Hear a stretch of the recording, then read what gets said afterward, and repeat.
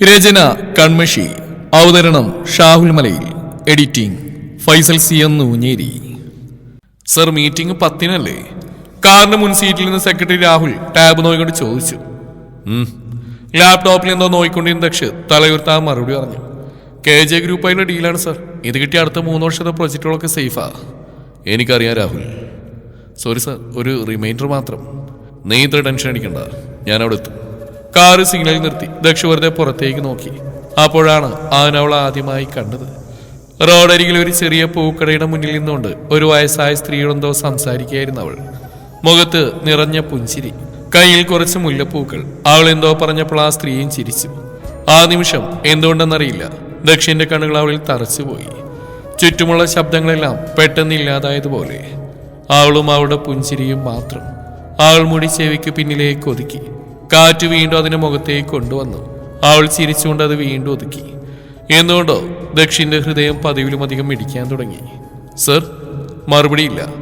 Sir, signal ഗ്രീനായി. ദക്ഷ ഒന്നും പറയാതെ അവളെ തന്നെ നോക്കി നിന്നു.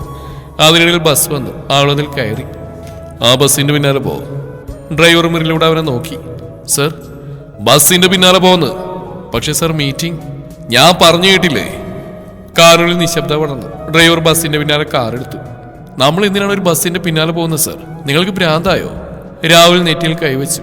ദക്ഷ ജനാലയിലൂടെ പുറത്തേക്ക് നോക്കി. ചിലപ്പോൾ മനുഷ്യർക്ക് ഭ്രാന്താവാൻ ഒരു നിമിഷം മതി. സർ, 50 കോടിയുടെ ഡീൽ നഷ്ടാവും. ആവട്ടെ സർ, സീരിയസ് ആയി പറയുക. ഞാനും. ബസ് ഒരു കോളേജിന് മുമ്പിൽ നിർത്തി. അവൾ പുറത്തിറങ്ങി. ഗേറ്റിലൂടെ അകത്തേക്ക് കയറുന്നതിന് മുമ്പ് അവൾ ഒരു കൂട്ടുകാരിയോട് സംസാരിച്ചിരിച്ചു. ആ ചിരി കണ്ടപ്പോൾ ദക്ഷ അറിയാതെ പുഞ്ചിരിച്ചു. സർ, രാഹുലിന്റെ ശബ്ദം ഇത്തവണ മൃദുവായിരുന്നു. സർ, ഇത്രയും വർഷമായിട്ട് ഞാൻ നിങ്ങളുടെ കൂടെയുണ്ട്. ഒരു പെൺകുട്ടിയെ പോലും നിങ്ങൾ രണ്ടാമതും നോക്കുന്നത് ഞാൻ കണ്ടിട്ടില്ല. അവൻ കോളേജ് ഗേറ്റിലേക്ക് നോക്കി. അവളെ കണ്ടപ്പോൾ അവളെക്കുറിച്ച് എല്ലാം അറിയണമെന്ന് എനിക്ക് തോന്നി. അപ്പോഴേക്കും ഫോൺ റിങ് ചെയ്തു. മീറ്റിംഗിലുണ്ടായിരുന്ന കമ്പനിയുടെ ചെയർമാനായിരുന്നു. ദക്ഷ് കോൾ എടുത്തു. മിസ്റ്റർ ദക്ഷ്, ഞങ്ങൾ 1 മണിക്കൂറായിട്ട് കാത്തിരിക്കുക. സോറി, ഡീല് ക്യാൻസൽ ചെയ്യുക. ഓക്കെ. അപ്പുറത്ത് കുറച്ച് സെക്കൻഡ് നിശബ്ദത. വാട്ട്? ഓക്കെയോ?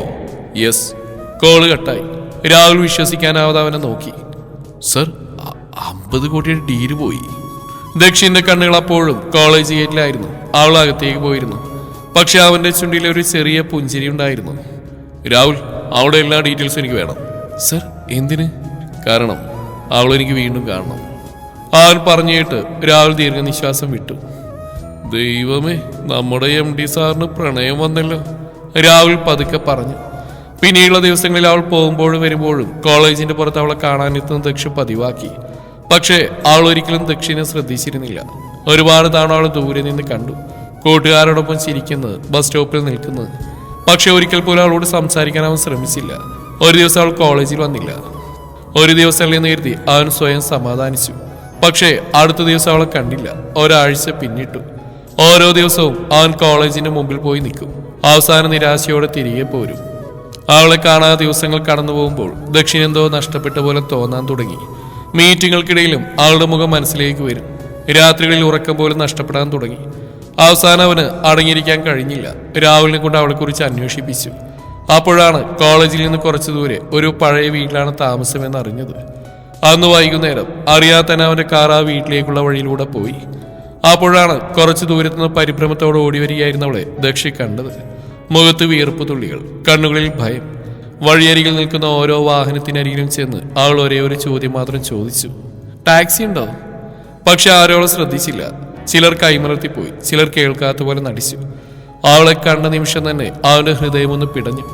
അവൾ അടുത്ത വാഹനത്തിലേക്ക് ഓടാൻ തുടങ്ങിയതും അവൻ പെട്ടെന്ന് കാർ അവിടെ അരികിലേക്ക് കൊണ്ടുവന്നു. ടാക്സി വേണോ? അവൾ ഞെട്ടിത്തിരിഞ്ഞ് നോക്കി. അതെ പ്ലീസ്, എനിക്കൊന്ന് പോണം. അവളുടെ ശബ്ദം വിറച്ചിരുന്നു. അവനുടനെ ഡോർ തുറന്നു. കയറിക്കോളൂ. ഒരു നിമിഷം പോലും ആലോചിക്കാതെ അവൾ കാറിലേക്ക് കയറി. അപ്പോഴാണ് അവനവളുടെ മുഖം ശരിക്കും ശ്രദ്ധിച്ച്. കരഞ്ഞു കലങ്ങിയ കണ്ണുകൾ, കവിളിലൂടെ ഒഴുകിയിണങ്ങിയ കണ്ണുനീർ പാടുകൾ, വിറക്കുന്ന ചുണ്ടുകൾ. എന്തോ വലിയൊരു പ്രശ്നം അവളെ തളർത്തിയിരുന്നു. അവൻ കാറ് മുന്നോട്ടെടുത്തു. എവിടെയൊക്കെ പോകണ്ട്? അവൾ ഒരു നിമിഷം മടിച്ചെന്ന ശേഷം പതുക്കെ പറഞ്ഞു. ബസ് സ്റ്റാൻഡിൽ കൊണ്ടുവിടാമോ പ്ലീസ്? അവൻ അവളെയും നോക്കി. അവളുടെ ശബ്ദത്തിൽ ഭയവും പരിഭ്രമവും വ്യക്തമായിരുന്നു. ശരി. കുറച്ചു നേരം കഴിഞ്ഞ് കാറ് ബസ് സ്റ്റാൻഡിന് മുമ്പിലെത്തി. വണ്ടി നിർത്തിയതും അവൾ വേഗം പുറത്തേക്ക് നോക്കി. അടുത്ത നിമിഷം ആളുടെ കണ്ണുകൾ ഭയത്തോടെ വിടർന്നു. ബസ് സ്റ്റാൻഡിന്റെ മറുവശത്ത് നിന്ന് 3-4 പേര് ഇവിടേക്ക് നോക്കി നിൽക്കുകയായിരുന്നു. അവരെ കണ്ടതും ആൾ വിറക്കാൻ തുടങ്ങി. ദൈവമേ! ആളുടെ ചുണ്ടുകൾ മന്ത്രിക്കുന്ന പോലെ ചലിച്ചു. ആളുടനെ തലാഴ്ത്തി സീറ്റിലേക്ക് ഒതുങ്ങിയിരുന്നു. ആളുടെ ആ മാറ്റം കണ്ടപ്പോൾ അവൻ നെറ്റി വിളിച്ചു. എന്തുപറ്റി? വണ്ടി എടുക്ക് പ്ലീസ്. അവൻ വണ്ടിയെടുത്തു. കുറച്ചകലെ ഒരു പാലത്തിന്റെ അരികിൽ നിർത്തിയ ശേഷം അവൾ നോക്കി. ഇനി പറയൂ, എന്താ പ്രശ്നം? എന്തിനങ്ങനെ പേടിച്ചോടിയത്? അവന്റെ ശബ്ദത്തിൽ ശാന്തതയുണ്ടായിരുന്നു. അതുകൊണ്ടാവാം ഇതുവരെ അടക്കി വെച്ചിരുന്ന കണ്ണുനീര് അവളുടെ കണ്ണുകളിൽ നിറഞ്ഞ്. എൻ്റെ അച്ഛനും അമ്മയും ഞാൻ ചെറുതായിരിക്കുമ്പോഴേ മരിച്ചു. അവൾ വിറയാർന്ന ശബ്ദത്തിൽ പറഞ്ഞു. അതിനുശേഷം ഞാൻ അമ്മമ്മയുടെ കൂടെ ആയിരുന്നു കഴിഞ്ഞ ആഴ്ച അമ്മമ്മയും മരിച്ചു. അവനൊന്നും പറയാൻ കേട്ടിരുന്നു. അമ്മമ്മ മരിച്ചതിന് ശേഷം ഞാൻ ഒറ്റയ്ക്കായി. എൻ്റെ അമ്മാവിൻ്റെ മകൻ, എന്നേക്കാൾ 20 വയസ്സിൻ്റെ മേലെയുണ്ട് അയാൾക്ക്. കുറേ പെണ്ണുങ്ങളായിട്ട് വഴിവിട്ട ബന്ധമുണ്ട്. കുറച്ച് നാളായിട്ട് അയാൾ എന്നെ വിവാഹം കഴിക്കണമെന്ന് പറഞ്ഞ് പിന്നാലെ നടക്കുക. എനിക്ക് ഇഷ്ടമല്ലെന്ന് എത്ര പറഞ്ഞിട്ട് കേൾക്കുന്നില്ല. അമ്മമ്മയുള്ളപ്പോൾ അയാളെ കൊണ്ട് വലിയ ഉപദ്രവമില്ലായിരുന്നു. ആളുടെ കണ്ണുനീർ കവിളിലൂടെ ഒഴുകി. അവൻ കൈകൾ മുറുകെ പിടിച്ചു. ഇന്ന് അയാളും 3 കൂട്ടുകാരും കൂടെ വീട്ടിലേക്ക് കയറി വന്ന് എന്നെ ഉപദ്രവിക്കാൻ ശ്രമിച്ചു. ആൾ കരച്ചിലോടെ നിർത്തി. അവന്റെ മുഖം കെടുത്തു. പിന്നെ? ഞാൻ എങ്ങനെയൊക്കെയോ രക്ഷപ്പെട്ടു ഓടി. ബസ് സ്റ്റാൻഡിലെത്തിയാൽ രക്ഷപ്പെടാമെന്ന് വിചാരിച്ചു. പക്ഷേ അവരെൻ്റെ പിന്നാലെ തന്നെ വന്നു. അവൻ കുറച്ച് നിമിഷങ്ങൾ മിണ്ടാതിരുന്നു. പിന്നെ ശാന്തമായി ചോദിച്ചു. നിന്റെ പേരെന്താ? ശിവദ. ഇനി എന്താ നിന്റെ പ്ലാന്? ദക്ഷ അവളെ തന്നെ നോക്കിക്കൊണ്ട് ചോദിച്ചു. അവൾ മടിച്ച് പറഞ്ഞു. എൻ്റെ കയ്യിൽ ഇപ്പം അധികം പൈസയൊന്നുമില്ല. നിങ്ങളുടെ ടാക്സി ചാർജ് എങ്ങനെ തരണമെന്ന് പോലും എനിക്കറിയില്ല. ആരൊന്നും പറയാതെ അവളെ നോക്കിയിരുന്നു. എനിക്ക് ചെന്നൈയിലൊരു സുഹൃത്തുണ്ട്. അവൾ അവിടെ ഒരു ഹോസ്റ്റലിലാണ് താമസം. എന്നെ ഒന്ന് അവിടം വരെ കൊണ്ടുവിടാമോ? അവളുടെ ശബ്ദത്തിൽ അപേക്ഷയുണ്ടായിരുന്നു. അവിടെ എത്തി അവളുടെ കയ്യിൽ നിന്ന് പൈസ വാങ്ങി ഞാൻ നിങ്ങൾക്ക് തന്നോളാം. അതും പറഞ്ഞിട്ട് അവൾ തലതാഴ്ത്തി. അവനൊരു നിമിഷം അവളെ നോക്കി നിന്നു. പിന്നെ ചെറുതായി ഒന്ന് ചിരിച്ചു. നീ ഇപ്പോഴും ടാക്സി ചാർജിനെ കുറിച്ചാണ് ആലോചിക്കുന്നത്? അവൾ ആശയക്കുഴപ്പത്തോടെ അവനെ നോക്കി. ജീവിതം രക്ഷിക്കാൻ ഓടി വന്ന ഒരു പെൺകുട്ടിയോട് ഈ സമയത്ത് കാശ് ചോദിക്കുന്ന അത്ര മോശക്കാരനായിട്ട് എന്നെ തോന്നുന്നുണ്ടോ? അവൾ വേഗം തലയാട്ടി. ഇല്ല. എന്നാ പിന്നെ ആ കാര്യം വിട്. ആദ്യം നീ സുരക്ഷിതയായിരിക്കണം. ബാക്കി കാര്യങ്ങൾ പിന്നീട് നോക്കാം. അവളുടെ കണ്ണുകൾ വീണ്ടും നിറഞ്ഞു. പക്ഷെ ചെന്നൈ വരെ പോകുന്ന ചെറിയ ദൂരമല്ല. അറിയാം. നിങ്ങൾക്ക് ബുദ്ധിമുട്ടാവില്ലേ? അവൻ സ്റ്റിയറിംഗിൽ വിരലുകൾ തട്ടിക്കൊണ്ട് പറഞ്ഞു. ചില യാത്രകൾ പണത്തിനു വേണ്ടിയല്ല. ആ വാക്കുകൾ കേട്ട് ശിവാവിനെ നോക്കി. അവന്റെ മുഖത്ത് ഒരു ചിരി ഒളിഞ്ഞിരിപ്പുണ്ടായിരുന്നു. കാറ് ഹൈവേയിലൂടെ മുന്നോട്ട് കുതിച്ചുകൊണ്ടിരുന്നു. ആൾ ക്ഷീണിച്ച് സീറ്റിൽ ചാരിയിരിക്കുകയായിരുന്നു. ആൾ കുറച്ചെങ്കിലും സുരക്ഷിതയാണെന്ന് തോന്നിയുകൊണ്ട് മുഖത്തെ ഭയമൽപ്പം കുറഞ്ഞിരുന്നു. ദക്ഷ് വണ്ടി റോഡിൽ ഒതുക്കി പുറത്തിറങ്ങി രാഹുലിനെ വിളിച്ചു. കുറച്ച് റിങ്ങുകൾക്ക് ശേഷം ഫോൺ എടുത്തു. ഹലോ സർ, രാഹുൽ, ഞാൻ കുറച്ച് ദിവസത്തേക്ക് ഇവിടെ ഉണ്ടാവില്ല. എവിടേക്കാണ് പോകുന്നത് സർ? ചെന്നൈ വരെ. അത് കേട്ടോ രാഹുൽ അത്ഭുതപ്പെട്ടു. ചെന്നൈയോ? പെട്ടെന്ന് സാർ അവിടെ? ദക്ഷ ഒരു നിമിഷം ഉണ്ടായിരുന്നു. പിന്നെ കാര്യങ്ങളൊക്കെ രാഹുലിനോട് പറഞ്ഞു. രാഹുൽ ചിരിച്ചു. സാറിന് ആ പെൺകുട്ടിയെ ഇഷ്ടമാണെന്ന് ഡയറക്റ്റ് പറഞ്ഞാൽ പോരെ? എന്തിനാ ചെന്നൈ വരെ സാറെ പോകുന്നത്? രാഹുലിന്റെ ചോദ്യത്തിൽ കൗതുകം നിറഞ്ഞിരുന്നു. ദക്ഷ ചെറുതായി പുഞ്ചിരിച്ചു. ഇപ്പൊ ഞാൻ അവളോട് എന്റെ ഇഷ്ടം പറഞ്ഞാൽ അത് അവളുടെ സാഹചര്യം മുതലെടുക്കുന്ന പോലെയാവും. അവൾ എന്നെ സ്നേഹിക്കാൻ തുടങ്ങുന്നത് ഗതികേടുണ്ടാവരുത്, പൂർണ്ണ മനസ്സോടെ ആവണം. പിന്നെ അവളെ കൂടുതൽ മനസ്സിലാക്കാൻ ഈ യാത്ര എനിക്കിപ്പോൾ ആവശ്യമാണ്. ദക്ഷ കോള് കട്ടായിക്കൊണ്ട് കാറിലേക്ക് കയറി. യാത്രയിൽ ശിവ നിശബ്ദയായിരുന്നു. രാവിലെ മുതൽ ഒന്നും കഴിച്ചിട്ടില്ലാത്തതിന്റെ ക്ഷീണം മുഖത്ത് വ്യക്തമായിരുന്നു. ശിവ, വിശക്കുന്നുണ്ടോ? അവൾ പെട്ടെന്ന് തലയാട്ടി. ഇല്ല. ദക്ഷ ചെറുതായി ചിരിച്ചു. ആ, കള്ളം പറയാൻ പോലും നിനക്ക് അറിയില്ല. കുറച്ചുണ്ട്. രാവിലെ മുതലൊന്നും കഴിച്ചിട്ടില്ലല്ലോ. അപ്പൊ ആദ്യം ഭക്ഷണം. വേണ്ട, നിങ്ങളുടെ പണം ഇനിയും. വീണ്ടും പണത്തിന്റെ കാര്യം പറഞ്ഞാൽ ഞാൻ ദേഷ്യപ്പെടും കേട്ടോ. അവൻ ഇടക്കേറി പറഞ്ഞു. കുറച്ചു ദൂരം മുന്നോട്ട് പോയ ശേഷം ഒരു നല്ല ഹോട്ടലിന് മുമ്പിൽ കാർ നിർത്തി. വാ. ഇത്ര വലിയ ഹോട്ടലിലോ? അതൊന്നും വേണ്ട സർ. ആളുടെ മറുപടിയായിട്ട് ദക്ഷ ചിരിച്ചു. എന്താ ഈ ഹോട്ടലിൽ കയറാൻ പേടിയാണ് നിനക്ക്?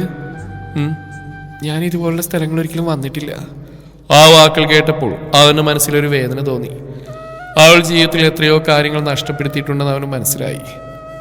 എങ്കിലും ഇതൊരു തുടക്കാവട്ടെ. അവൻ കാറിന്റെ ഡോർ തുറന്ന് പറഞ്ഞു. അവൾ മടിച്ച് അവന്റെ കൂടെ അകത്തേക്ക് നടന്നു. ഹോട്ടലിലെ വെളിച്ചവും ആളുകളുടെ തിരക്കും കണ്ടപ്പോൾ അവൾ കൂടുതൽ അസ്വസ്ഥയായി. അത് മനസ്സിലാക്കിയ ദക്ഷ് അവൾ ഒരു കോർണർ ടേബിളിൽ ഇരുത്തി. എന്താ കഴിക്കേണ്ടത്? എന്തായാലും മതി. അത് ഉത്തരവല്ല. എനിക്ക് ശരിക്കും അറിയില്ല. അവൻ മെനു കാർഡ് അടച്ചു വെച്ചു. ശരി, ഇന്ന് ഞാൻ ഓർഡർ ചെയ്യാം. കുറച്ചു നേരത്തിനുള്ളിൽ ചൂടുള്ള ചപ്പാത്തിയും പനീർ ബട്ടർ മസാലയും ഫ്രൈഡ് റൈസും ജ്യൂസും ടേബിളിലെത്തി. ശിവ അതെല്ലാം നോക്കിയിരിക്കുകയായിരുന്നു. കഴിക്ക്. നിങ്ങൾ? ഞാനും കഴിക്കുന്നുണ്ട്. ആൾ പതിയെ ഭക്ഷണം കഴിക്കാൻ തുടങ്ങി. പക്ഷേ വിശപ്പ് കൂടുതലായതിനാൽ അറിയാതെ വേഗത്തിൽ കഴിച്ചുകൊണ്ടിരുന്നു. അത് കണ്ട ദക്ഷിന്റെ ചുണ്ടിലൊരു പുഞ്ചിരി വിരിഞ്ഞു. അവൾക്കത് ശ്രദ്ധയിൽപ്പെട്ടു. എന്താ ചിരിക്കുന്നേ? വിശപ്പില്ലെന്ന് പറഞ്ഞ ആളാ ഇപ്പൊ പ്ലേറ്റ് കാലിയാക്കുന്നത്. എനിക്ക് ശരിക്കും വിശന്നിരുന്നു. അറിയാം, അതുകൊണ്ടല്ലേ ഇവിടെ നിർത്തിയത്. ആ വാക്കിൽ കേട്ടപ്പോൾ അവൾ ഒരു നിമിഷം അവനെ നോക്കി. ആ നോട്ടത്തിൽ ഒരു വലിയ നന്ദിയുണ്ടായിരുന്നു. ഒരുപക്ഷെ വളരെ നാളുകൾക്ക് ശേഷം ആരോ തന്റെ വിശപ്പും ക്ഷീണവും ശ്രദ്ധിച്ചു എന്ന സന്തോഷവും. അവൾക്കറിയാതെ തന്നെ മനസ്സിലൊരു സുരക്ഷിതത്വം നിറയാൻ തുടങ്ങി. വണ്ടി കുറച്ച് മുന്നോട്ട് നീങ്ങുമ്പോൾ അവൻ മിററിലൂടെ ഇടയ്ക്കിടയ്ക്ക് അവളെ നോക്കിക്കൊണ്ടിരുന്നു. ആളുടെ കണ്ണുകളിൽ ക്ഷീണം തെളിഞ്ഞിരുന്നു. അവൻ വണ്ടി നിർത്തി ഒന്നും പറയാതെ ഇറങ്ങി. 2 മിനിറ്റിനകം ഒരു തണുത്ത ഓറഞ്ച് ജ്യൂസുമായി തിരികെ വന്നു. അയ്യോ, ഇതൊന്നും വേണ്ട. ദക്ഷ അവളെ കടുപ്പിച്ചൊന്ന് നോക്കി. അവൾ ജ്യൂസ് കയ്യിലെടുത്തു, പക്ഷെ കുടിക്കാതെ പിടിച്ചു വെച്ചു. എല്ലാത്തിനും കണക്കെഴുതി വെച്ചാൽ മതി, ഞാൻ ചെന്നൈയിലെത്തിയിട്ട് തരാം. നിന്നോട് ഞാനിപ്പോ കണക്ക് ചോദിച്ചോടി? അവളെ കടുപ്പിച്ചോ നോക്കി ദക്ഷ വണ്ടി സ്റ്റാർട്ടാക്കി. ഒരു ടാക്സി ഡ്രൈവർ തനിക്ക് വേണ്ടി ഇങ്ങനെയൊക്കെ ചെയ്യുന്ന എന്തിനാണെന്ന ചോദ്യം അവളുടെ മനസ്സിനെ അലട്ടി. വണ്ടി കുറച്ചു ദൂരം മുന്നോട്ട് പോയപ്പോൾ ദക്ഷ സ്റ്റെയറിംഗ് വീല് പിടിച്ച് ഒരു നിമിഷം കണ്ണു ചിമ്മി. ഇങ്ങനെ തുടർന്നാൽ ശരിയാവില്ല, രാത്രിയായി, എനിക്ക് ഉറക്കം വരാൻ തുടങ്ങി. ഇങ്ങനെ ഡ്രൈവ് ചെയ്യുന്ന റിസ്കാ. എവിടെയെങ്കിലും ഒരു മുറി എടുത്തിട്ട് കുറച്ച് ഉറങ്ങാം. മുറിയോ? ആളുടെ ശബ്ദത്തിൽ ചെറിയ ഭയം തെളിഞ്ഞു. എന്താ, ഞാൻ നിന്നെ പിടിച്ച് തിന്നത്തൊന്നുമില്ല, എനിക്കൊന്ന് ഉറങ്ങണം, അതിനാ. ആളൊരു നിമിഷം മിണ്ടാ നിന്നു. വിശ്വാസവും സംശയവും തമ്മിൽ കുടുങ്ങിയ ഒരു നിശബ്ദത. ശരി, പക്ഷെ വേറെ പ്രശ്നമൊന്നും ഉണ്ടാവില്ലല്ലോ? അല്പസമയം കഴിഞ്ഞ് അവൾ പറഞ്ഞു. ഉണ്ടാവില്ല, അവൻ ഉറപ്പായി പറഞ്ഞു. അവർ അടുത്തുള്ള ടൗണിലേക്ക് തിരിഞ്ഞു. പല ഹോട്ടലുകളും പരിശോധിച്ചു. സീസൺ ടൈം ആയതുകൊണ്ട് എല്ലായിടത്തും റൂം ഫുൾ എന്ന മറുപടി. മഴ പെയ്തു തുടങ്ങിയത് അവസ്ഥ കൂടുതൽ ബുദ്ധിമുട്ടാക്കി. ഇവിടെ നോക്കാം. ദക്ഷ അവസാനമായി ഒരു ചെറിയ ലോഡ്ജിന്റെ മുമ്പിൽ നിർത്തി പറഞ്ഞു. ആദ്യത്തെ ചെന്നപ്പോൾ റിസപ്ഷനിലെ ആളുകൾ കുറവായിരുന്നു. പഴയതാണെങ്കിലും വൃത്തിയുള്ള ഒരു ഹോട്ടൽ. കുറച്ച് നിമിഷങ്ങൾ കാത്തുനിന്ന ശേഷം റിസപ്ഷനിസ്റ്റ് തല ഉയർത്തി പറഞ്ഞു. അതെ, ഒറ്റമുറി മാത്രമേ ബാക്കിയുള്ളൂ. ശിവടനെ ദക്ഷിനെ നോക്കി. ആളുടെ കണ്ണുകളിൽ വീണ്ടും അതേ ഭയം. ദക്ഷ ഒരു നിമിഷം ആലോചിച്ചു, പിന്നെ ശാന്തമായി പറഞ്ഞു. മതി, നമുക്കത് എടുക്കാം. ആൾക്ക് സമ്മതിക്കാതെ വേറെ വഴിയുണ്ടായിരുന്നില്ല. അവസാനം അവർ കീയെടുത്ത് മുറിയിലേക്ക് നടന്നു.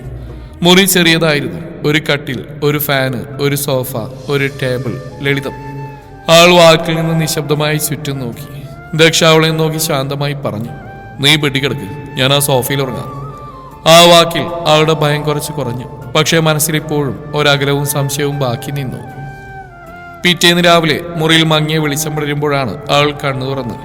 ഒരു നിമിഷം അവൾ ചുറ്റും നോക്കി. സോഫയിൽ തലയാഴ്ചുറങ്ങുന്ന ദക്ഷ. അവൾ മൗനമായി എഴുന്നേറ്റ് ബാത്റൂമിലേക്ക് പോയി ഫ്രഷായി പുറത്തു വന്നു. ഡ്രസ്സ് മാറ്റാനൊന്നും ഇല്ലാത്തതുകൊണ്ട് അവൾ അതേ വസ്ത്രം തന്നെ ശരിയാക്കി ധരിച്ചു. അല്പസമയത്തിന് ശേഷം ദക്ഷ കണ്ണു തുറന്നു. ആദ്യം അല്പ ആശയക്കുഴപ്പത്തോടെ ചുറ്റും നോക്കി. പിന്നെ അവളെ കണ്ടു. എഴുന്നേറ്റോ? അവൻ മൃദുവായി ചോദിച്ചു. അവൾ തലകുലുക്കി. അവനൊരു നിമിഷം അവളെ ശ്രദ്ധിച്ചു നോക്കി. പിന്നെ ഒന്നും ചോദിക്കാതെ എഴുന്നേറ്റ് ഫ്രഷായി വന്നു. വാ, ഇറങ്ങാം, ദക്ഷ അവളെ നോക്കി പറഞ്ഞു. അവർ മുറി വിട്ട് പുറത്തേക്ക് ഇറങ്ങി. രാവിലെ നല്ല തണുത്ത കാറ്റുണ്ടായിരുന്നു. ആ റൂമിൽ നിന്ന് പുറത്തിറങ്ങി നടക്കുമ്പോഴാണ് വരാന്തയുടെ കോണിൽ നിന്നൊരു കൂട്ടം ചെറുപ്പക്കാരെ അവരെ ശ്രദ്ധിച്ച്. ചിരിച്ചുകൊണ്ട് വഷളനോട്ടത്തോടെ അവർ തമ്മിൽ എന്തോ പറഞ്ഞു. രാത്രി മൊത്തം ഇവ ഉറക്കില്ലാന്ന് തോന്നില്ലടാ, നല്ല ക്ഷീണമുണ്ടല്ലോ ഇവിടെ മൊത്ത്. ഒരു ദിവസത്തേക്ക് നിന്റെ റേറ്റ് എത്രയാടി? അതിലൊരുത്തൻ ചോദിച്ചു. ശിവയുടെ മുഖം പെട്ടെന്ന് മാറി. കണ്ണുകൾ നിറഞ്ഞു, കൈകൾ വിറച്ചു. അവൾ ഒരു പടി പിന്നോട്ട് നീങ്ങി. അതേ നിമിഷം ദക്ഷിന്റെ കണ്ണ് കനത്തു. ശാന്തമായിരുന്ന മുഖം പെട്ടെന്ന് ഇരുമ്പ് പോലെ കടുപ്പമായി. അവന് മുന്നോട്ടൊരു പടി വെച്ചു. ദക്ഷ അവന്റെ കാൽവശം പിടിച്ചു വലിച്ചു. ഒരൊറ്റ വലിയിൽ അവൻ ബാലൻസ് നഷ്ടപ്പെട്ട് പിന്നോട്ട് വീണു. രണ്ടാമൻ ഓടിയെത്തിയപ്പോൾ ദക്ഷ അവന്റെ കൈ പിടിച്ച് തിരിച്ചു പറഞ്ഞു. ഇനിയൊരക്ഷരം അവളെ കുറിച്ച് മോശമായി പറഞ്ഞാ നിന്റെയൊക്കെ നാവിയാൻ പിഴുതെറിയും.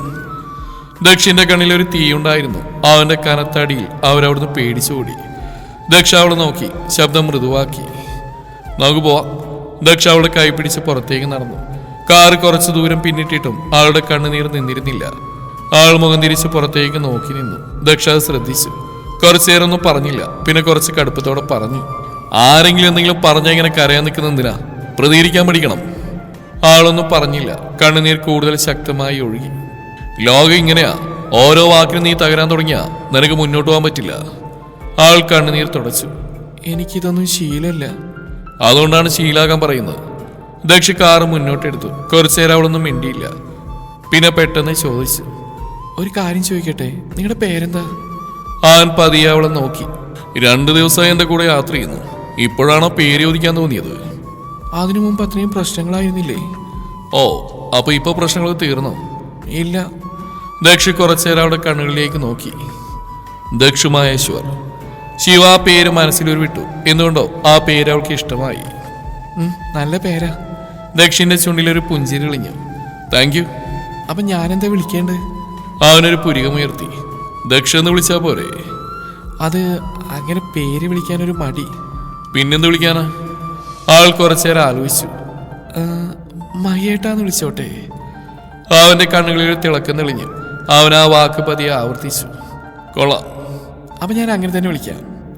അതെന്താ അങ്ങനെ വിളിക്കാൻ തോന്നി? ദക്ഷ ആകാംക്ഷയോടെ ചോദിച്ചു. അറിയില്ല, അങ്ങനെ വിളിക്കുമ്പോൾ ഒരു സുരക്ഷിതത്വം തോന്നുന്നു. ആ വാക്കുകൾ കേട്ട നിമിഷം ദക്ഷിന്റെ ഹൃദയം ഒന്ന് പിടഞ്ഞു. ജീവിതത്തിൽ കോടികളുടെ ഡീലുകളും വിജയങ്ങളും നേടിയപ്പോൾ പോലും കിട്ടാത്തൊരു സന്തോഷം അവൻ ആ നിമിഷം തോന്നി. അവൻ പതിയെ അവളെ നോക്കി. അപ്പാ വിളി മാറ്റണ്ട. അവൾ അവനെ നോക്കി. അവന്റെ കണ്ണുകളിൽ പതിവില്ലാത്തൊരു തിളക്കമുണ്ടായിരുന്നു. ഈ ലോകം മുഴുവൻ എന്നെ ദക്ഷെന്ന് വിളിച്ചാലും നീ മാത്രം മഹിയേട്ടാന്ന് വിളിച്ചാൽ മതി. ശിവയുടെ ഹൃദയം അറിയാതെ വേഗത്തിൽ മിടിക്കാൻ തുടങ്ങി. അവൾ പെട്ടെന്ന് മുഖം തിരിച്ച് ജനലിൽ പുറത്തേക്ക് നോക്കി. പക്ഷെ അവളുടെ ചുണ്ടുകളിൽ വിരിഞ്ഞ പുഞ്ചിരി മറക്കാൻ അവൾക്ക് കഴിഞ്ഞില്ല. അത് കണ്ട ദക്ഷും അറിയാതെ ചിരിച്ചു. അവൾ ആദ്യമായി ആ പേര് വിളിച്ച നിമിഷം മുതൽ ആ വിളിയോട് അവനൊരു പ്രത്യേക ഇഷ്ടം തോന്നിയിരുന്നു. പെട്ടെന്നാണ് ദക്ഷ കാർ ഒരു വലിയ ഷോപ്പിംഗ് മാളിന് മുമ്പിൽ നിർത്തിയത്. ശിവ ആശ്ചര്യത്തോടെ പുറത്തേക്ക് നോക്കി. ഇവിടെ എന്താ നിർത്തിയത്? ഇറങ്ങ്. എന്തിന്? ഒന്ന് ഇറങ്ങാൻ ഇത്രയും ചോദ്യങ്ങൾ വേണോ? അവൾ ആശയക്കുഴപ്പത്തോടെ അവന്റെ പിന്നാലെ നടന്നു. മാളിനുള്ളിൽ കയറിയതും ശിവയുടെ കണ്ണുകൾ വിടർന്നു. ജീവിതത്തിൽ ആദ്യമായിട്ടാണ് ഇത്ര വലിയ മാളിൽ അവൾ വരുന്നത്. മയ്യേട്ടാ, നമ്മളിവിടെ എന്തിനാ വന്ന്? ദക്ഷ നേരെ ഒരു വലിയ വസ്ത്രക്കടയിലേക്ക് കയറി. നിനക്ക് ഡ്രസ്സ് വാങ്ങാൻ? എനിക്കോ? അല്ലാതെ എനിക്കാണോ? ആളുടനെ തലയാട്ടി. വേണ്ട, എനിക്ക് ഡ്രസ്സൊക്കെ ഉണ്ട്. ദക്ഷ അവൾ അടിമുടിയെ നോക്കി. 2 ദിവസമായിട്ട് ഒരേ ഡ്രസ്സ് ഇട്ട് നടക്കുക, എന്നിട്ടാണ് നിന്റെ കയ്യിലുണ്ടെന്ന് പറയുന്നത്? ദക്ഷ സെയിൽസ് ഗേളിനോട് പറഞ്ഞു. ഇവൾക്ക് ചേർന്ന് നല്ല ബെസ്റ്റ് കളക്ഷൻ കാണിക്കൂ. ബ്ലൂ ചുരിദാർ, പിങ്ക് അനാർക്കലി, 2 സാരികൾ, കുറച്ച് കാഷ്വൽ ഡ്രസ്സുകൾ.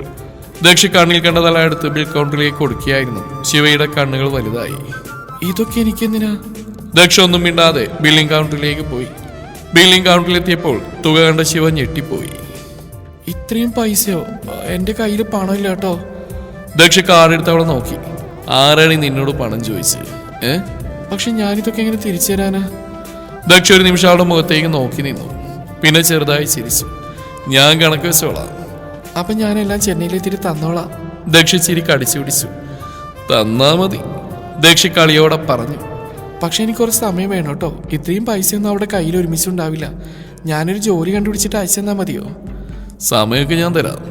അവൾ ആശ്വാസത്തോടെ ശ്വാസം വിട്ടു. ദക്ഷ അവിടെ നിഷ്കളങ്കത കണ്ട് ചിരിച്ചു. ചെന്നൈ നഗരത്തിന്റെ അതിർത്തി കടന്നപ്പോൾ ശിവ ജനലിലൂടെ പുറത്തേക്ക് നോക്കി നിന്നു.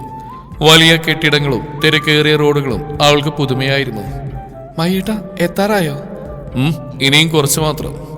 ആളുടെ മുഖത്തൊരു ആശ്വാസം തെളിഞ്ഞു. കുറച്ച് സമയത്തിനകം അവർ ശിവ പറഞ്ഞ ഹോസ്റ്റലിന് മുമ്പിലെത്തി. കാർ നിർത്തിയതും അവളൊരു ദീർഘനിശ്വാസം വിട്ടു. അവസാനം എത്തി. ദക്ഷ അവളെ നോക്കി.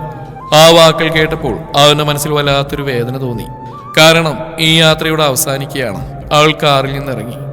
മയ്യേട്ടാ, താങ്ക് യു. എന്തിന്? എല്ലാത്തിനും. അവളുടെ കണ്ണുകൾ വീണ്ടും നിറഞ്ഞു. അന്ന് നിങ്ങൾ വന്നില്ലായിരുന്നെങ്കിൽ എന്താകുമായിരുന്നെന്ന് പോലും എനിക്കറിയില്ല. ദക്ഷ ഒന്നും പറഞ്ഞില്ല. അവൾ ചിരിച്ചുകൊണ്ട് കൈ നീട്ടി. ഫ്രണ്ട്സ്? ദക്ഷ കൈയിലേക്ക് നോക്കി. പിന്നെ ചിരിച്ചുകൊണ്ട് അവളുടെ കൈ പിടിച്ചു. ഫ്രണ്ട്സ്. ഞാൻ അകത്ത് പോയിട്ട് അവളെ കണ്ടിട്ട് വരാം. മയ്യേട്ട ഇവിടെ കാത്തിങ്ങണേ. ആൾ ഹോസ്റ്റലിലേക്ക് കയറിപ്പോയി. ദക്ഷിന്റെ ഫോൺ റിങ് ചെയ്തു. രാഹുൽ. Hello sir. പറയടാ. എത്തിയല്ലേ? അപ്പൊ ഇനി എന്താ പ്ലാന്? എന്ത് പ്ലാന്? സാർ ഇത്രയും ദൂരം അവളുടെ കൂടെ വന്നു. അവൾക്ക് വേണ്ടി 50 കോടി ഡീല് വരെ വിട്ടു. ഇനി എന്തിനാ കാത്തിരിക്കുന്നത്? ദക്ഷ ജനലിലൂടെ പുറത്തേക്ക് നോക്കി. ഹോസ്റ്റലിന്റെ ഗേറ്റ് അവന് വ്യക്തമായി കാണാമായിരുന്നു. രാഹുൽ, ഞാൻ അവളെ സഹായിച്ച് അവൾ എന്നെ സ്നേഹിക്കാനല്ല. ഇപ്പൊ അവളുടെ ജീവിതത്തിൽ ഞാനൊരു സുരക്ഷിതത്വം മാത്രമാണ്. അതിനു പുറത്ത് എന്റെ പ്രണയം പറഞ്ഞ് അടിച്ചേൽപ്പിക്കാൻ എനിക്ക് താല്പര്യമില്ല. അവൾ എന്നെ പ്രണയിക്കാൻ തുടങ്ങുന്നത് എന്നെ ശരിക്കും ഇഷ്ടപ്പെട്ടിട്ട് വേണം. രാഹുൽ കുറച്ചേരം മിണ്ടാൻ നിന്നു. അപ്പോ ദക്ഷിന്റെ ചുണ്ടിൽ ചെറിയൊരു പുഞ്ചിരി വിരിഞ്ഞു. ഞാൻ കാത്തിരിക്കും. എത്ര കാലം?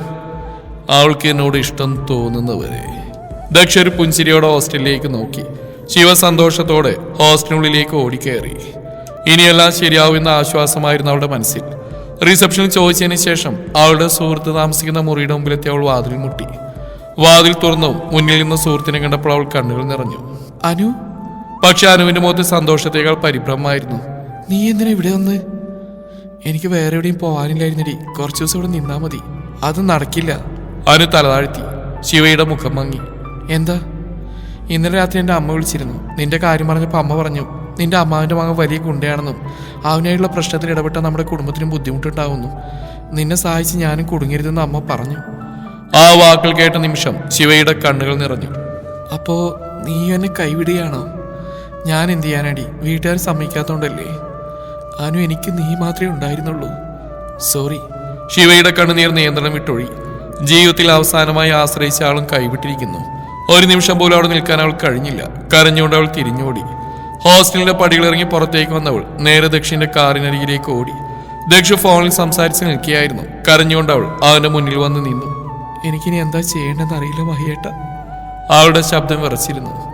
എവിടേക്ക് പോകണമെന്നും അറിയില്ല, ആരുടെ അടുത്തേക്ക് പോകണമെന്നും അറിയില്ല. ദക്ഷ ഒന്നും പറയാതെ അവൾ നോക്കി നിന്നു. നിങ്ങളുടെ പൈസ എങ്ങനെ തിരിച്ചറിയണമെന്ന് എനിക്കറിയില്ല. ഡ്രസ്സ് വാങ്ങി തന്നു, ഭക്ഷണം വാങ്ങി തന്നു, ഇത്ര ദൂരം കൊണ്ടുവന്നു. പക്ഷെ എന്റെ കയ്യിലൊന്നുമില്ല. അവൾ തലതാഴ്ത്തി. ഞാൻ നിങ്ങൾക്കൊരു ബാധ്യതയാ. ദക്ഷിന്റെ മുഖം കെടുത്തു. ശിവ. അവൾ പതിയെ തല ഉയർത്തി. നിന്നോട് എത്ര തവണ ഞാൻ പറഞ്ഞിട്ടുണ്ട് പൈസയുടെ കാര്യം എൻ്റെ മുമ്പിൽ പറയരുതെന്ന്. പക്ഷെ മയ്യേട്ടാ. ഒരു പക്ഷേയും ഇല്ല. അവന്റെ ശബ്ദം ഉറച്ചതായിരുന്നു. എനിക്ക് പേടിയാ. എന്തിന്? എല്ലാവരും എന്നെ കൈവിട്ടു. ആ വാക്കുകൾ കേട്ടപ്പോൾ ദക്ഷിണ നെഞ്ചിലൊരു വേദന നിറഞ്ഞു. അവൻ കുറച്ചു നിമിഷം അവളെ നോക്കി നിന്നു. പിന്നെ കാറിന്റെ ഡോർ തുറന്നു. വാ, കയറ്. ശിവ ആശയക്കുഴപ്പത്തോടെ അവനെ നോക്കി. എവിടേക്കാ? ഇപ്പൊ അതൊന്നും നീ അറിയണ്ട. പക്ഷേ നിന്നെ ആരുടെയും മുമ്പിൽ ഉപേക്ഷിച്ചു പോകാൻ എനിക്ക് പറ്റില്ല. അവൻ ശാന്തമായി പറഞ്ഞു. ഇനി എന്ത് ചെയ്യണമെന്ന് ഞാൻ നോക്കിക്കോളാം. ശിവയുടെ കണ്ണുകളിൽ വീണ്ടും കണ്ണുനീർ നിറഞ്ഞു. ഇത്തവണ നിസ്സഹായതയുടെ കണ്ണുനീരായിരുന്നില്ല, സുരക്ഷിതത്തിൻ്റെതായിരുന്നു. ആളൊന്നും പറയാതെ കാറിലേക്ക് കയറി. ദക്ഷ വാതിലടച്ചു. ഡ്രൈവിംഗ് സീറ്റിലിരുന്ന ശേഷം ഒരു നിമിഷം അവളെ നോക്കി. സീറ്റിൽ ഒതുങ്ങിയിരുന്ന അവളുടെ മുഖത്ത് ഭയവും ക്ഷീണവും ഒരുപോലെ ഉണ്ടായിരുന്നു.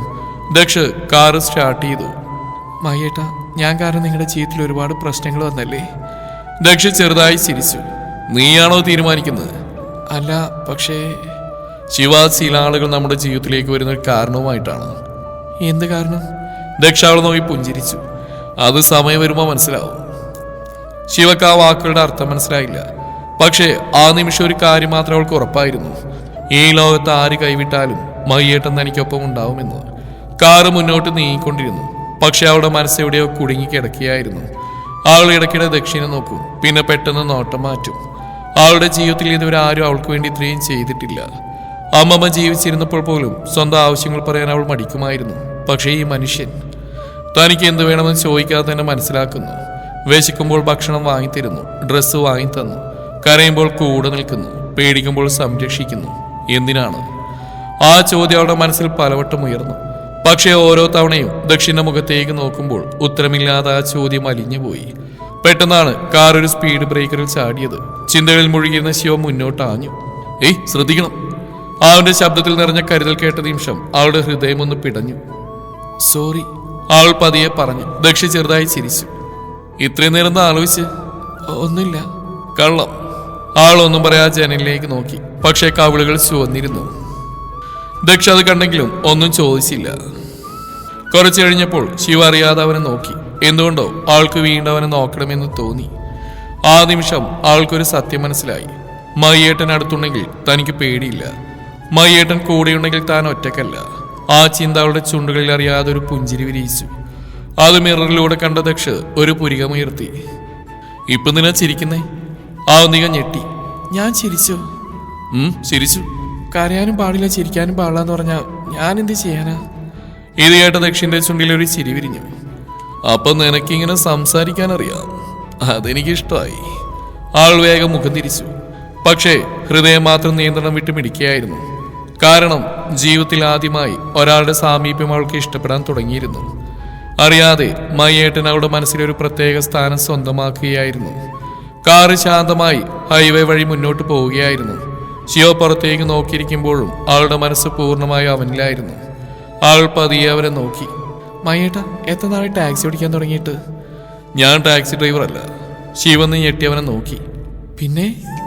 ദക്ഷ ചെറുതായി ഒന്ന് ചിരിച്ചു. ഞാനൊരു ബിസിനസ് ഹാൻഡിൽ ചെയ്യുന്നു, കമ്പനി പ്രൊജക്റ്റുകളെല്ലാം. അവൾ അതിശയത്തോടെ അവനെ നോക്കി. അപ്പോ അന്ന് ഞാൻ നിങ്ങളെ കണ്ടത്? ദക്ഷ ഒരു നിമിഷം മൗനം പാലിച്ചു. പിന്നെ പതിയെ പറഞ്ഞു.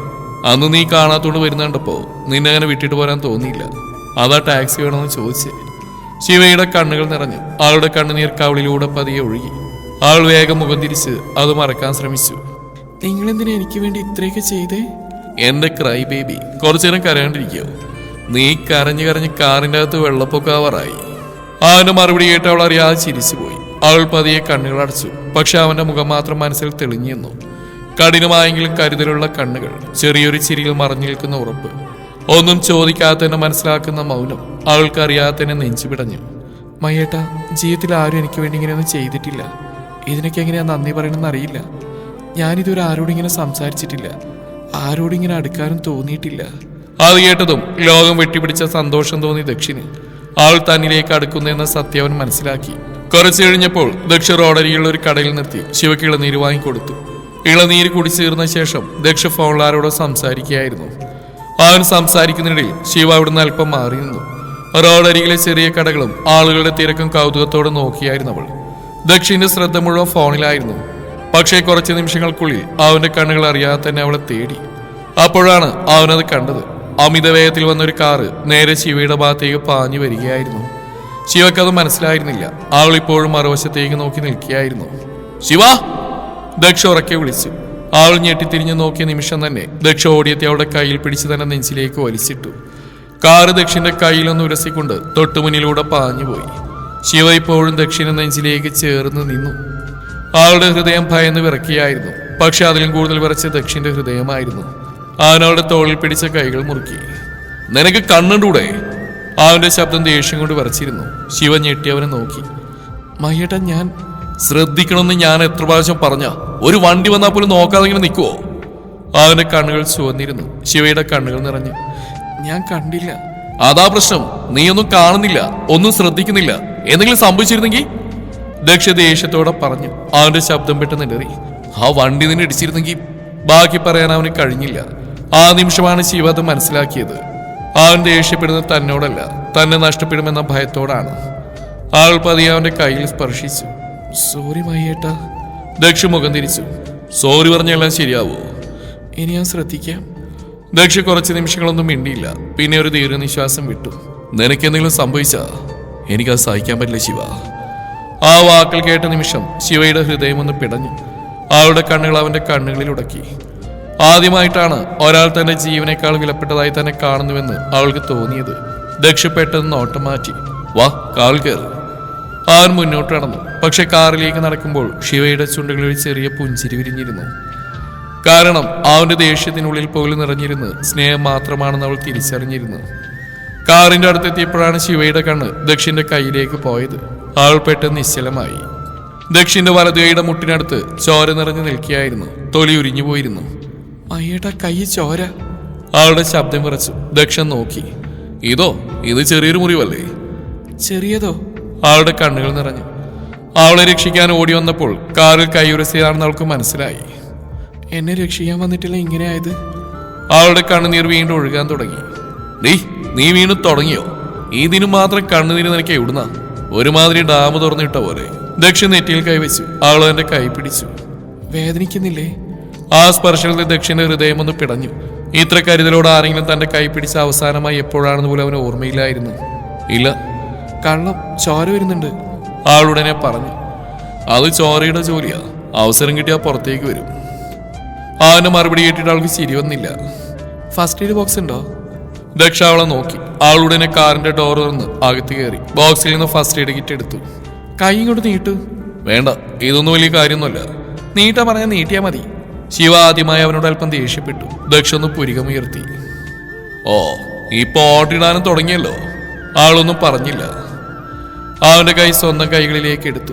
കോട്ടൺ കൊണ്ട് മുറി വൃത്തിയാക്കാൻ തുടങ്ങിയപ്പോൾ ദക്ഷ ചെറുതായി മുഖം ചുളിച്ചു. വേദനിക്കുന്നുണ്ടല്ലേ? അവളുടെ കണ്ണുകളിൽ വീണ്ടും കണ്ണുനീർ നിറഞ്ഞു. എന്നെ രക്ഷിക്കാൻ ഓടിയില്ലായിരുന്നെങ്കിൽ ഇത് സംഭവിക്കില്ലായിരുന്നു. ദക്ഷ കുറച്ചേരം അവളെ നോക്കി. പിന്നെ പതിയെ ചോദിച്ചു. ആ വണ്ടി നിന്നെ ഇടിച്ചിരുന്നെങ്കിൽ അതിലും കൂടുതൽ വേദനിക്കായിരുന്നില്ലേ? ശിവയുടെ കൈകൾ ഒരു നിമിഷം നിശ്ചലമായി. അവൾ പതിയെ തലതാഴ്ത്തി. മരുന്ന് പുരട്ടിക്കൊണ്ടിരുന്ന അവളുടെ വിരലുകൾ ചെറുതായി വിറക്കുന്നുണ്ടായിരുന്നു. മുറിയിൽ ബാൻഡേജ് ഒട്ടിച്ച ശേഷം അവൾ അവന്റെ കൈ വിടാതെ പിടിച്ചു. ആ വണ്ടി എന്നെ ഇടിച്ചാൽ മതിയായിരുന്നു. ദക്ഷ ദേഷ്യത്തോടെ അവളുടെ കണ്ണുകളിലേക്ക് നോക്കി. നിനക്കെന്തെങ്കിലും സംഭവിക്കാൻ ഞാൻ സമ്മതിക്കാൻ തോന്നുന്നുണ്ടോ ശിവ? ആ വാക്കുകൾ കേട്ട നിമിഷം ശിവയുടെ ഹൃദയം ശക്തമായി മിടിച്ചു. അവൾ പെട്ടെന്ന് നോട്ടം മാറ്റി. പക്ഷേ ദക്ഷ ശ്രദ്ധിച്ച മറ്റൊന്നായിരുന്നു. ബാൻഡേജ് കെട്ടിക്കൊടുക്കുമ്പോൾ മുഴുവൻ സമയം അവളുടെ കണ്ണുകളിൽ നിറഞ്ഞിരുന്ന ഭയം, കരുതൽ, സ്നേഹം, പ്രണയം. ആ തിരിച്ചറിവ് അവന്റെ ചുണ്ടുകളിൽ അറിയാതെ ഒരു പുഞ്ചിരി വിരിയിച്ചു. അവളും പതിയെ തന്നെ പ്രണയിക്കാൻ തുടങ്ങിയിരിക്കുന്നു. മരുന്ന് പുരട്ടി ബാൻഡേജ് കെട്ടിക്കഴിഞ്ഞ ശേഷം ശിവ വാതിൽ തുറന്ന് പതിയെ പോലെ പിന്നിലെ സീറ്റിലേക്ക് കയറാൻ തുടങ്ങി. ശിവ, ഇനി അവനെ ഡ്രൈവറാക്കാനാണോ പ്ലാന്? ആൾ ഒരു നിമിഷം മനസ്സിലാവാതെ അവനെ നോക്കി. എന്താ? 2 ദിവസമായി ഞാൻ ഓടിക്കുന്നു, നീ പിന്നിലിരിക്കുന്നു. കാണുന്നവർ ശരിക്കും ഞാൻ നിന്റെ ഡ്രൈവറാണെന്ന് വിചാരിക്കും. ഒരു നിമിഷം കഴിഞ്ഞാണ് അവൾക്ക് കാര്യം മനസ്സിലായത്. അറിയാതെ അവളുടെ ചുണ്ടിലൊരു ചിരി വിരിഞ്ഞു. സോറി മയ്യേട്ടാ. സോറി ഒന്നും വേണ്ട, മുന്നിൽ കയറ്. അവൾ ചെറുതായി ചിരിച്ചുകൊണ്ട് മുന്നിലെ സീറ്റിൽ വന്നിരുന്നു. ദക്ഷ കാറ് സ്റ്റാർട്ട് ചെയ്തു. പക്ഷേ കുറച്ച് സെക്കൻഡുകൾ കഴിഞ്ഞിട്ടും കാറ് മുന്നോട്ട് പോയില്ല. ശിവ ആശയക്കുഴപ്പത്തോടെ അവനെ നോക്കി. എന്താ? ദക്ഷ അവളുടെ തോളിലേക്ക് നോക്കി. Seat belt. അവളത് എടുക്കാൻ ശ്രമിച്ചു. പക്ഷേ ഒരിക്കലും ഉപയോഗിച്ചിട്ടില്ലാത്തതുകൊണ്ട് എങ്ങനെ ഇടണമെന്ന് അവൾക്ക് മനസ്സിലായില്ല. അത് കണ്ട ദക്ഷ ചിരിച്ചു. ഇങ്ങോട്ട് വാ. അവൾ അനുസരണയോടെ ഇരുന്നു. അടുത്ത നിമിഷം ദക്ഷ അവളുടെ അടുത്തേക്ക് ചിരിഞ്ഞു. ശിവയുടെ ശ്വാസം ഒന്ന് നിലച്ചു. അവന്റെ മുഖം വളരെ അടുത്തായിരുന്നു. അവന്റെ പെർഫ്യൂമിന്റെ മണം പോലും അവൾക്ക് വ്യക്തമായി അനുഭവപ്പെട്ടു. ദക്ഷ സീറ്റ് ബെൽറ്റ് എടുത്ത് അവളുടെ തോളിന് മുകളിലൂടെ കൊണ്ടുപോകാൻ ശ്രമിച്ചു. പക്ഷെ ആ നിമിഷം ശിവയുടെ കൈകൾ അറിയാതെ വിറക്കാൻ തുടങ്ങി. ഹൃദയ നിയന്ത്രണം വിട്ട് മിടിച്ചു. ദക്ഷ ശ്രദ്ധിച്ചു. അവനും നിർത്തി. പതിയെ അവളുടെ മുഖത്തേക്ക് നോക്കി. എന്താ? ഒന്നുമില്ല, അവൾ വേഗം പറഞ്ഞു. പക്ഷേ കവിളുകൾ ചുവന്നിരുന്നു. ദക്ഷിന്റെ ചുണ്ടിലൊരു കുസൃതി ചിരി വിരിഞ്ഞു. സീറ്റ് ബെൽറ്റ് ഇടുമ്പോ പേടിയാണോ? അല്ല. പിന്നെ? അറിയില്ല. ദക്ഷ ഒന്നും പറയാതെ സീറ്റ് ബെൽറ്റ് ലോക്ക് ചെയ്തു. പക്ഷെ അവൻ അകന്നില്ല. ഒരു നിമിഷം കൂടി അവളുടെ മുഖത്തേക്ക് നോക്കി നിന്നു. ശിവക്ക് അവന്റെ കണ്ണുകളിലേക്ക് നോക്കാൻ പോലും കഴിഞ്ഞില്ല. ശിവ, എന്നെ ഇത്രയും പേടിയുള്ള ആളാണെങ്കിൽ ആദ്യ ദിവസം എന്റെ കാൽ കയറിയത് എങ്ങനെയാ? അവൾ അറിയാതെ ചിരിച്ചു. അന്ന് വേറെ വഴിയിലായിരുന്നു. ഇപ്പോ? ശിവ അവനെ നോക്കി. അവളുടെ കണ്ണുകളിൽ ഒരു പ്രത്യേക തിളക്കമുണ്ടായിരുന്നു. ഇപ്പോ വഴിയില്ലാത്തതുകൊണ്ടല്ല. അവൾ ചെറുതായി പുഞ്ചിരിച്ചു. ആ മറുപടി കേട്ട നിമിഷം ദക്ഷിന്റെ ഹൃദയം ഒന്ന് പിടഞ്ഞു. അവൻ പെട്ടെന്ന് ഓട്ടം മാറ്റി കാർ മുന്നോട്ടെടുത്തു. പക്ഷേ ഇരുവരുടെയും ചുണ്ടുകളിൽ ഒളിപ്പിക്കാൻ കഴിയാത്തൊരു പുഞ്ചിരി ഉണ്ടായിരുന്നു. കാരണം അവർക്കിടയിലെ ദൂരം അറിയാതെ ഓരോ നിമിഷവും കുറയുകയായിരുന്നു. കുറച്ചേരം ഇറങ്ങി നടന്നാലോ? ശിവ തലയാട്ടി. കടലിൽ നിന്ന് വീശിയെത്തുന്ന തണുത്ത കാറ്റിൽ അവളുടെ മുടിയിഴകൾ പാറിക്കളിച്ചു. അവർ കുറച്ചേരം ഒന്നും സംസാരിക്കാൻ നടന്നു. അവസാനം ശിവ തന്നെയാണ് മൗനം ഭേദിച്ച്. മയ്യേട്ടാ, ഒരു കാര്യം ചോദിക്കട്ടെ? ചോദിക്ക്. ആൾ അവനെ നോക്കി. എനിക്ക് വേണ്ടി എന്തിനാ ഇത്രയൊക്കെ ചെയ്ത്? ദക്ഷ കുറച്ചേരം അവളുടെ കണ്ണുകളിലേക്ക് നോക്കി നിന്നു. കാരണം ആദ്യമായി നിന്നെ കണ്ട ദിവസം മുതൽ നീ എനിക്കൊരു ഭ്രാന്താണ് ശിവ. ശിവയുടെ ഹൃദയം ഒന്ന് പിടഞ്ഞു. മയ്യേട്ടാ, അന്നൊരു ദിവസം ഒരു ചിരിയോടെ പൂക്കടയുടെ മുമ്പിൽ നിന്നിരുന്ന് നിന്നെ കണ്ടപ്പോ എന്നിലെന്തോ സംഭവിച്ചു. അതിനുശേഷം ഓരോ ദിവസം നിന്നെ കാണാൻ തോന്നി. അവന്റെ ശബ്ദം മൃദുവായിരുന്നു. 50 കോടിയുടെ ഡീല് പോയപ്പോൾ പോലും എനിക്ക് വിഷമമുണ്ടായില്ല. പക്ഷേ നിന്നെ ഒരിക്കലും കാണാൻ പറ്റിയിരുന്നില്ലെങ്കിൽ അതെനിക്ക് സഹിക്കാൻ പറ്റില്ലായിരുന്നു. അങ്ങനെ ഇരിക്കുമ്പോഴാ ഒരു ദിവസം നീ ഓടി എൻ്റെ അടുത്തേക്ക് വന്നു. നിന്നെ ഞാനിങ്ങനെ ഒറ്റക്കാക്കും. ശിവയുടെ കണ്ണുകൾ നിറഞ്ഞു. അപ്പോ മയ്യണ്ണന് മുമ്പേ ഇഷ്ടമായിരുന്നോ? ആൾ വിറയുന്ന ശബ്ദത്തിൽ ചോദിച്ചു. ദക്ഷ ചെറുതായി പുഞ്ചിരിച്ചു. ലോകത്ത് മറ്റെന്തിനേക്കാളും കൂടുതൽ. ആ വാക്കുകൾ കേട്ട നിമിഷം അവളുടെ കണ്ണുനീർ കവിളിലൂടെ ഒഴുകി. കരയിലേടി, നീ കരയുമ്പോൾ എനിക്ക് സഹിക്കാൻ പറ്റില്ല. ശിവ പുഞ്ചിരിച്ചുകൊണ്ട് കണ്ണുനീർ തുടച്ചു. ഞാനൊരു കാര്യം പറയട്ടെ? ആദ്യമൊക്കെ നിങ്ങൾ എന്നെ സഹായിക്കുന്ന ഒരാൾ മാത്രമായിരുന്നു. മയ്യേട്ടനടുത്തുണ്ടെങ്കിൽ എനിക്ക് സുരക്ഷിതത്വം തോന്നും. അതെപ്പോഴാണ് പ്രണയമായി മാറിയെന്ന് എനിക്കറിയില്ല. ദക്ഷ ഒരു നിമിഷം അനങ്ങാതെ നിന്നു. അപ്പോ? ശിവയുടെ കവിളുകൾ ചുവന്നു. അവൾ നാണത്തോടെ തലതാഴ്ത്തി. ഞാനും മയ്യേട്ടനെ സ്നേഹിക്കുന്നുണ്ട്, ഒരുപാട് ഒരുപാട്. ആ വാക്കുകൾ കേട്ട നിമിഷം ദക്ഷിന്റെ ലോകം നിശ്ചലമായതുപോലെ തോന്നി. അവൻ പതിയെ അവളുടെ അടുത്തേക്ക് നടന്നു. ഒന്നുകൂടി പറയൂ. എന്ത്? ഞാൻ കേൾക്കാൻ ആഗ്രഹിക്കുന്ന ആ വാക്ക്. ശിവ ചിരിച്ചു. പിന്നെ അവന്റെ കണ്ണുകളിലേക്ക് നോക്കി. ഐ ലവ് യു മഹിയേട്ട. ദക്ഷിന്റെ ചുണ്ടുകളിൽ ഏറ്റവും മനോഹരമായ പുഞ്ചിരി വിരിഞ്ഞു. അവൻ അവളുടെ നെറ്റിയിൽ പതിയെ ഒരു ചുംബനം നൽകി. I love you too Shiva. അവൾ അറിയാതെ അവന്റെ നെഞ്ചിലേക്ക് ചാഞ്ഞു. ആകാശത്ത് സൂര്യൻ അസ്തമിക്കുകയായിരുന്നു. പക്ഷെ അവരുടെ ജീവിതത്തിലെ ഒരു പുതിയ പ്രഭാതം അപ്പോഴാണ് തുടങ്ങിയത്. ശിവ, ഒരു കാര്യം നിന്നോട് പറയാനുണ്ട്. അവൾ നെറ്റി വിളിച്ചു. എന്താ മയ്യേട്ടാ? ദക്ഷ ഒരു ദീർഘനിശ്വാസം വിട്ടു. നിന്നെ ഉപദ്രവിച്ച അമ്മാവന്റെ മകനില്ലേ, അവനിപ്പോ പോലീസ് കസ്റ്റഡിയില്ല. ശിവ ഒരു നിമിഷം ഞെട്ടി അവനെ നോക്കി. എങ്ങനെ? ദക്ഷ അവളുടെ കണ്ണുകളിലേക്ക് നോക്കി പതിയെ പറഞ്ഞു. ഞാനാണ് അകത്താക്കിയത്. നമ്മൾ ചെന്നൈയിലേക്ക് വരുമ്പോൾ തന്നെ ഞാൻ രാഹുലിനോട് അവൻ്റെ കാര്യങ്ങൾ അന്വേഷിക്കാൻ പറഞ്ഞിരുന്നു. അവനെക്കുറിച്ച് അന്വേഷിച്ചപ്പോൾ ഒരുപാട് കേസുകൾ പുറത്തു വന്നു. പെൺകുട്ടികളെ ശല്യം ചെയ്യുന്നതും ഭീഷണിപ്പെടുത്തിയതും അടിപിടിയും എല്ലാത്തിനും തെളിവുകൾ കിട്ടി. ശിവയ്ക്ക് വിശ്വസിക്കാനായില്ല.